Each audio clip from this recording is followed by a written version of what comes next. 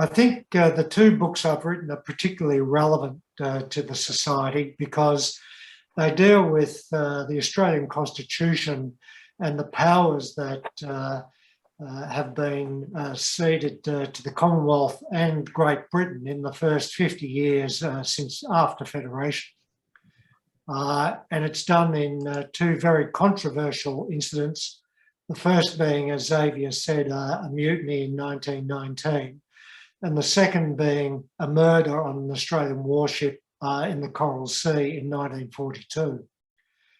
So look, I'll get into the stories. I'm just going to try and get the, here we go. I suppose my overarching observations on the basis of history is that Australia is historically ceded control over its armed services, particularly the Navy, to gain superpower protection in times of conflict. That happened in both World War I and World War II.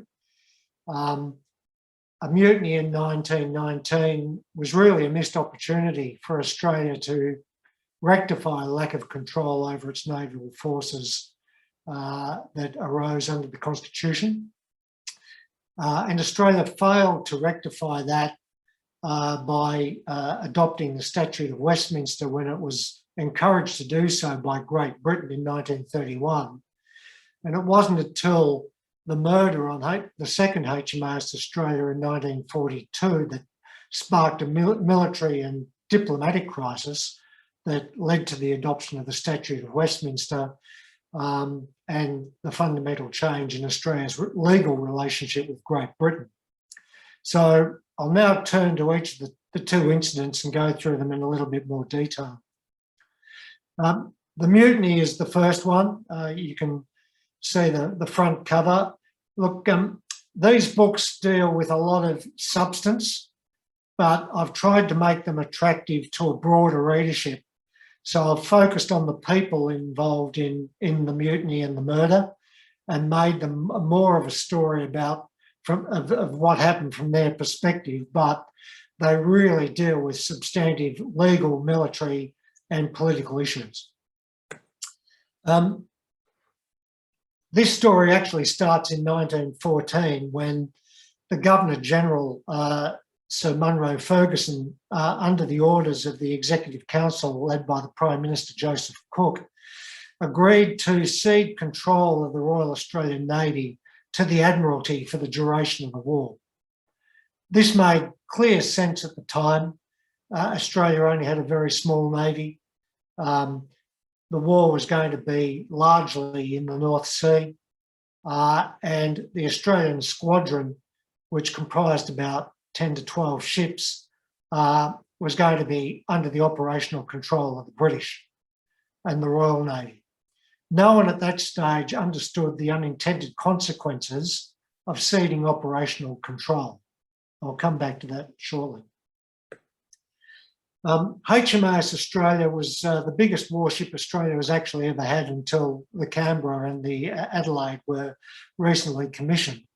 It was a 20,000-tonne battle cruiser, had 8 12-inch guns, and it was the biggest warship in the Southern Hemisphere in 1914 when it arrived in Australia. It was run by coal, and the stokers ran the ship on coal. They had a pretty miserable experience. Most of them came out of the working class suburbs of Sydney and Melbourne, and it was an unlucky and unhappy ship. But why do I say unlucky? Well, it actually had 2 collisions with Allied ships during the war, and one of those collisions meant that it missed the Battle of Jutland. This had a very depressing effect on crew morale.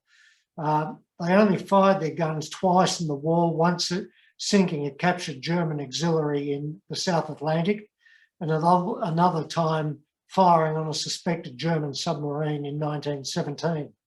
Apart from that, it just went on convoy duty, useless sorties against German threats that resulted in no action, and mine laying in the North Sea. This had a terribly depressing effect on crew morale. and it led to a lot of hostility by many of the crew towards British officers that led the Australia. This reached boiling point after the war when the Australia came back to Fremantle as its first port of call. I'm not sure how many of you know Australian political history at the time or industrial relation history, but there was a demarcation dispute in Fremantle between the Lumpers Union, the Shoremen's Union, and the National Union of Workers in early 1919. And this led to what was called the Battle of the Barricades between the police and the Lumpers Union in March through to May 1919. Unfortunately, one of the union leaders was fatally wounded in one of those clashes with the police.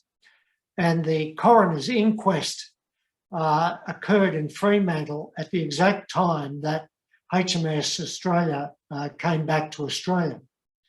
So when the sailors got shore leave, they were socialising in Fremantle pubs with all the lumpers.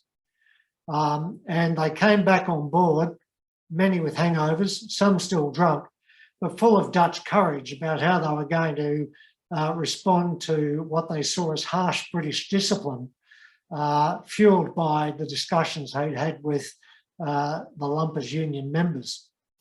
On that Sunday morning, the 1st of June, they demanded that the ship stay in Fremantle one day longer. They'd been at sea for 4 years. They'd only been back in Fremantle for 3 days, all of which were formal visits and parades. They wanted one more day to let off steam before they sailed around the coast back to Sydney. The captain refused that request, ordered them all off the deck, and ordered the petty officers and the rest of the crew to sail the ship out of harbour.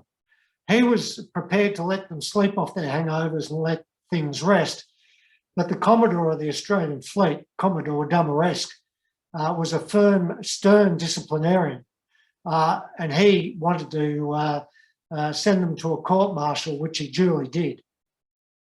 The court-martial was held in Sydney in June. John Glossop was the president of the court-martial. He was the senior naval officer, British naval officer in Sydney. And Dick Orchard, who was a former nationalist MP, was the defence counsel of the 5 sailors who were identified as the ringleaders who led the mutiny. The 5 ringleaders were convicted of mutiny under British naval regulations because it was under the boat was still under British control, even though it was June 1919. And 2 of them were brothers, Del Morton and Lenny Rudd. Del Morton had won the Distinguished Service Medal after he volunteered to take part in a British raid on a German submarine base in the last year of the war. He was held in high esteem by his brother, idolised by his brother and his other mates, as you can see here, and they became the ringleaders of the mutiny. They didn't have a leg to stand on. They had done it. They knew they did it, and Dick Orchard convinced them to own up to it and get treated leniently. That lenient sentence was 2 years with hard labour in Goulburn prison. And this created a political furor domestically because there was actually a peace amnesty in place after the war. The Labor Party went up in arms about what they called the savage sentences for these 5 young sailors, one of whom I said was a war hero. And the acting Navy Minister, Alec Poynton, was like a bit of a rabbit in the headlights. He didn't know what to do other than to defend the process of naval discipline. Billy Hughes, who was Prime Minister, and by this stage, Sir Joseph Cook, was Navy Minister. They were still at the Paris peace talks, and they wouldn't get back until later in the year. So this created a political vacuum which the Labor Party exploited mercilessly in the lead up to the 1919 federal election in December 1919. When Billy Hughes and Joseph Cook got back to Australia in August, they decided that they had to do something about it to make sure that the prisoners were released early, and this didn't become a damaging election issue, which would cost the nationalist government the election. So Hughes and Cook petitioned the Admiralty to accede to early release. The Admiralty took its time, too long for Hughes and Cook. The election was getting closer, so Hughes contacted Viscount Milner, the colonial secretary, and urged him to override the Admiralty. Fortunately, Milner agreed that this was a wise political move in the post-war environment and agreed to early release. And the prisoners were released in December 1919 after only 5 months in prison. However, in political intervention and overriding the Admiralty, the two most senior naval officers in Australia threatened to resign.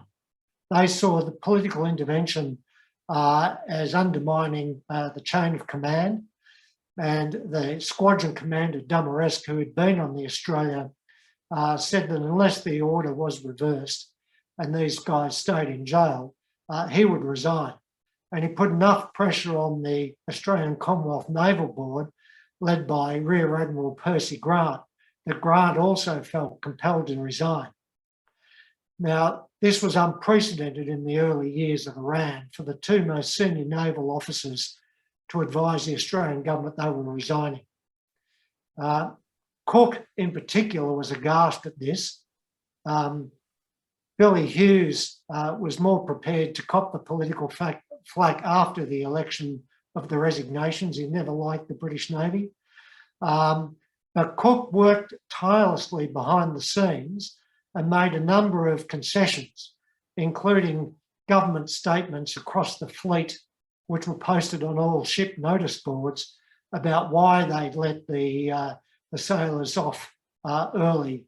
And it was political intervention rather than in line with the peace amnesty. And it was only after these orders were made and Cook wrote directly to the Admiralty in London that Dumaresque and Percy Grant agreed to withdraw their resignations. This was very important because both Dumaresque and Grant really laid the foundations for the modern Royal Australian Navy. And if they had have resigned, it would have undermined the development of the Royal Australian Navy for 20 years, at least, because there were no other serious naval commanders with experience and capability of their calibre to do the job. It also would have resulted in an extended diplomatic rift with Great Britain. So Cook and Grant engineered the compromise, but there was a downside of that, and the downside was that no one ever faced into this issue of British control of the Royal Australian Navy during wartime. And as I said, that's what led and fueled the next crisis in 1942. In 1939, Robert Menzies was Prime Minister. As you all know, his famous speech of declaring war against Germany.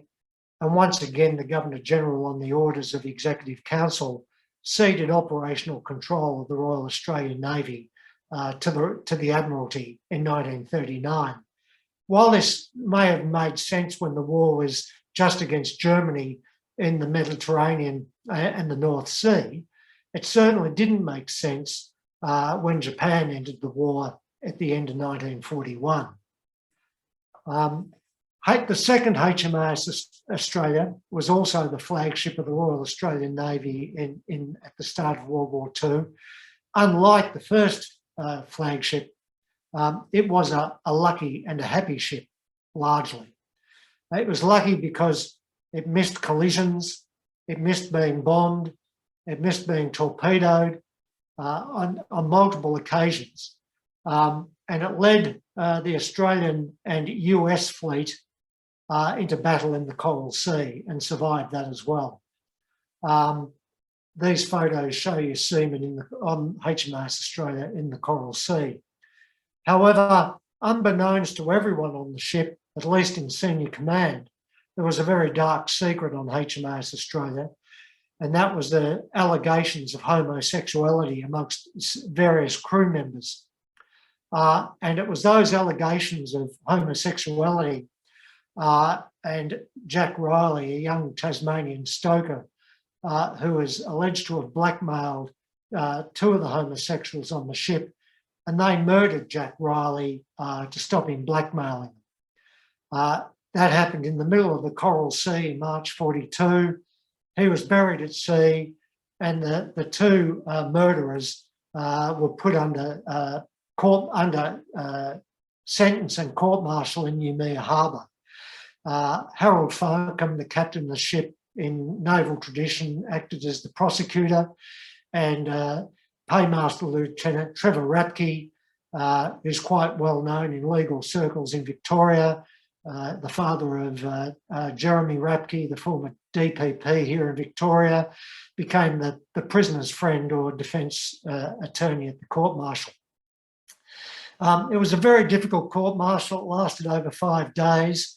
The problem is that there were no eyewitness accounts, there was no murder weapon, and there was no formal motive. The Navy didn't want to bring it forward at the court-martial, the allegations of homosexuality. That would have been very damaging to morale and Japanese propaganda, so they buried it. That forced the court-martial panel to rely exclusively on circumstantial evidence, but there was sufficient circumstantial evidence for the two murderers, Ron Gordon and Ted Elias, to be convicted of Jack Riley's murder and sentenced to death by hanging. Now, this was a sentence carried out under British naval regulations, the British Naval Disciplinary Act going back to 1865, not the Australian Naval Discipline Act, because the Australia, as I said before, was under British operational command. It wouldn't have mattered whether this death had have occurred in Sydney Harbour or the Coral Sea. British naval regulations applied, and they were sentenced to hang from the yardarm under those regulations. Australian naval regulations would have sentenced them to life imprisonment. This was enormously difficult for the new Labor government led by John Curtin and Bert Evatt, because the Labor Party was opposed to capital punishment. They decided to stay the executions while civil rights lawyers launched a High Court habeas corpus appeal to try and get them out of prison. However, the High Court and all of the High Court judges here unanimously agreed that the appeal was rejected because the sentence was conducted within the law and in line with the Constitution under the powers granted to the Governor-General, ceding power to the Royal Navy. So this meant that the new Labor government was forced to go cap in hand to the British, like they had done in the First World War, to try and get them to intercede and commute the death sentences to life imprisonment. Once again, the Admiralty downright refused to do that. They didn't want to create a precedent in the middle of the war with the Royal Navy in a coalition with many Dominion navies and create an ugly precedent for discipline on its ships right throughout the Commonwealth. So they rejected the Australian request, and Clement Attlee also told Curtin and Bert Evatt that he didn't want to change the rules either, and it was up to the Australians. This was very embarrassing for Curtin and Evatt, so they put a lot of pressure on Viscount Cranbourne, the Secretary of State for the Colonies, who spoke directly with Churchill and King George VI And it was only through intervention by King George VI, who granted royal clemency, that allowed the death sentences to be commuted to life imprisonment. But Bert Evatt was so embarrassed and upset by what had happened in the incident so early in the war that he brought forward plans to adopt the Statute of Westminster on the basis of what had happened in the Coral Sea. This was quite a rash move by Evatt because the Labor Party didn't control the Senate. The Nationalist Party and the Country Party did. But despite some grandstanding from Menzies and the old warhorse Billy Hughes, who made life extremely difficult for Evatt during parliamentary debates in the House of Reps, they actually agreed behind the scenes to allow the legislation to pass. So Evatt's gamble paid off, and Australia adopted the Statute of Westminster in October 1942. This fundamentally changed the relationship between the legal relationship between Australia and Great Britain, allowing Australia to be legally independent of Great Britain for the first time, including in diplomatic relationships, establishing its own embassies overseas. So it was quite a turning point that was directly driven by the murder on HMAS Australia. So what conclusions do I draw from this for the future? And given that our new Defence Minister, Peter Dutton, has recently intervened in military matters, I think we need to be quite clear that there is an ongoing risk of political intervention in military matters. And we are members of the Quad Defence Alliance, and who knows what might happen down the track if we're forced into another conflict with Quad partners. So I think it's important, on the basis of what's happened previously, that Australia should be very careful about placing our servicemen and women under the control of Allied powers during war. Past experience in World War I and World War II shows that Allied countries won't necessarily be very sympathetic to Australian requests for mitigation of sentences that might be passed under foreign laws. And political intervention in military matters, especially disciplinary action, poses major risks. And I don't know how the High Command is currently feeling. They haven't resigned, but there must have been some harsh words behind the scenes when they've been forced to back down a couple of times in recent years following political intervention. So look, Xavier, I'll leave it there. Happy to take any questions and respond to any comments.